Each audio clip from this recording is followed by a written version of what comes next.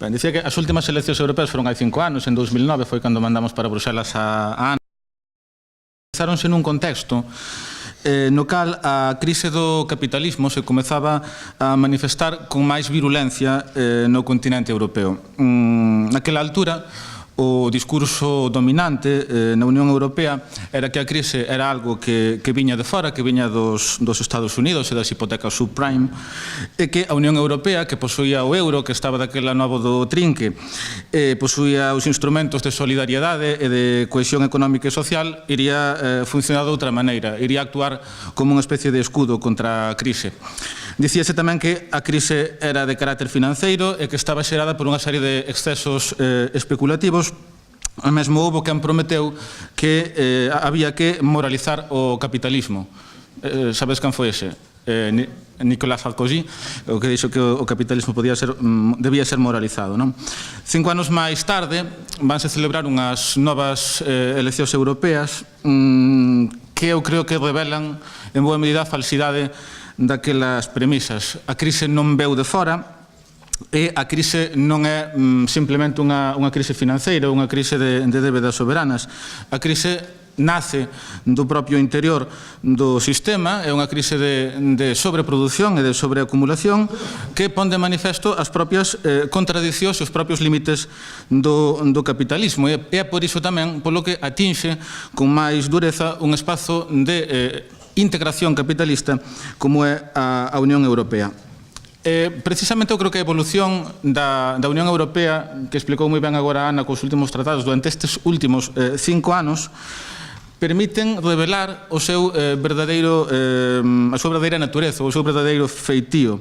Entón, é como unha especie de striptease no cal a Unión Europea se vai quitando pezas e a primeira peza en caer é precisamente aquilo do que se falaba antes, é dicir, as políticas de cohesión e de solidariedade.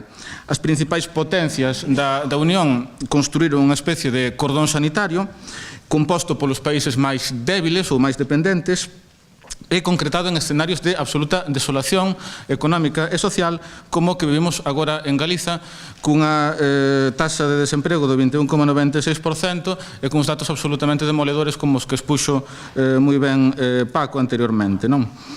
Neste contexto, eu creo que cada vez é maior a contestación social das políticas da Unión Europea, do propio euro, e entendo que as europeas do ano 2014 deben ser unha boa oportunidade para aquelas forzas políticas que, como o Bloque, sempre mantiveron unha posición crítica co proceso de integración europea, vamos a chamar a Unión Europea realmente existente. É dicir, a Unión Europea concretada no plano xurídico nos tratados sucesivos de Maastricht, Niza e Lisboa, e no plano económico e político nas políticas de mercado común, o Pacto de Estabilidade e Crecemento, chamado Pacto do Euro, e a Estrategia de Lisboa. Entendo tamén que no discurso alternativo que debemos construir debe ter cada vez máis forza a idea de soberanía vinculada á idea de democracia. É dicir, soberanía non é outra cousa que a capacidade que ten un país para decidir democráticamente sobre os seus propios recursos e sobre a súa propia forma de vida, de acordo cos seus propios intereses e os seus propios desexos. Ser soberanista, evidentemente, defender unha identidade cultural, unha identidade lingüística ou unha historia, pero ser soberanista é, sobre todo, defender a primacía do ser humano frente ao capital, ou polo menos así o definen en América Latina persoas como García Linera, o actual vicepresidente de Bolivia. Pola súa propia natureza, a Unión Europea está a comportarse como un buraco negro que absorbe soberanías nacionais. Avánzanse cara a novas formas de dominio pola vía da concentración do poder político en centros de decisión cada vez máis resgardados do escrutinio e do control popular e democrático. É paradigmático neste sentido que na estructura original da Unión Europea nin sequera existía un órgano de participación directa da cidadanía como é o Parlamento, que non foi criado até o ano 1979.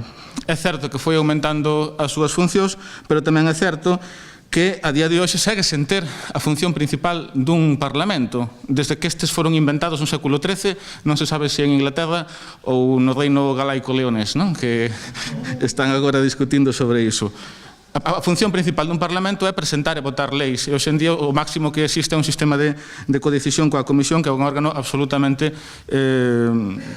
afastado das súas fontes de legitimación democrática. Non? É habitual a brincadeira esta de que un país que tivese unha estrutura institucional como a que ten a Unión Europea non sería admitido como socio.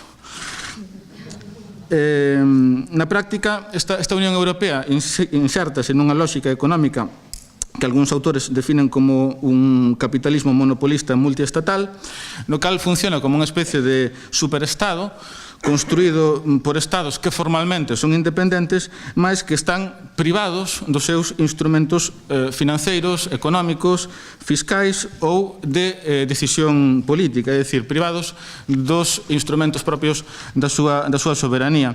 Isto, evidentemente, vai ter consecuencias brutais nas economías máis dependentes que desmantelaron os seus sectores estratégicos como a agricultura, a industria, a enerxía ou as propias finanzas. Sobre isto non me vou estender porque o vimos antes, non? Son estas políticas que na linguaxe tecnocrática de Bruxelas se chaman condicionalidade macroeconómica, é dicir, eu solto os cartos na medida en que tú acates as políticas diseñadas pola Comisión, e que no refraneiro galego se poderían exemplificar naquilo que dice que polo pan baila o can, non? É dicir, si tú cumpres os criterios, vouche dar os cartos, aínda que iso teña un custo de desmantelamento dos teus sectores productivos. E se isto é así para estados que son formalmente independentes, como Grecia, Portugal, Irlanda ou a propia España, a situación vai ser moito máis grave para aquelas nacións que non dispoñen dun aparello estatal que as defenda, como nos explicou moi ben Edelmiro antes tamén, é sintomático estes días coa aplicación da política agraria común.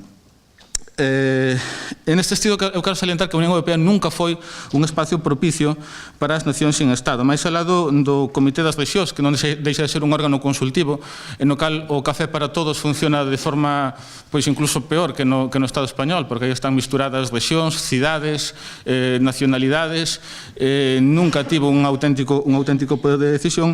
Todos os intentos que se fixeron por participar directamente na Unión Europea caeron en saco roto, non? Entón, neste sentido, eu creo que é paradigmática unha proposta que fixera un exministro francés, Alain Lamassoure, que pretendía conceder un estatus especial de asociación a aquelas nacións ou rexións europeas que dispuxasen dun parlamento electo democráticamente. Bueno, estes debates que se deron con carácter previo á Convención Constitucional do ano 2002 nin sequera chegaron a ser tratados na Convención, pois precisamente polo veto de gobernos como o de Aznar naquel momento, non?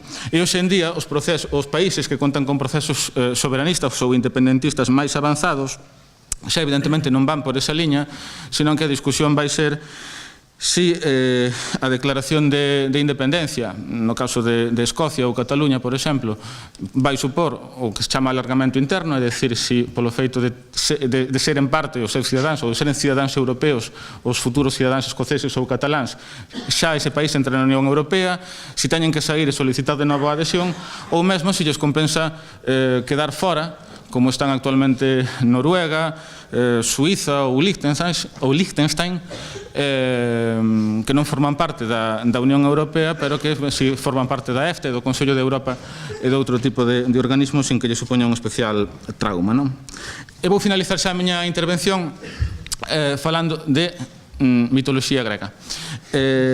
Europa era unha rapaza de Tiro, en Fenicia, que foi raptada por Zeus, metamorfoseado en touro.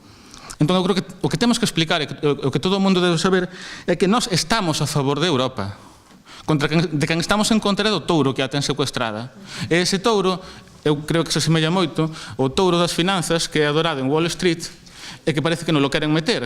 É dicir, para ser europeístas parece que temos que tragar con Europa e co touro. E non, nós queremos Europa, pero para querer Europa temos que librala dese secuestro no que leva, polo menos, desde o Tratado Constitutivo. Moitas gracias.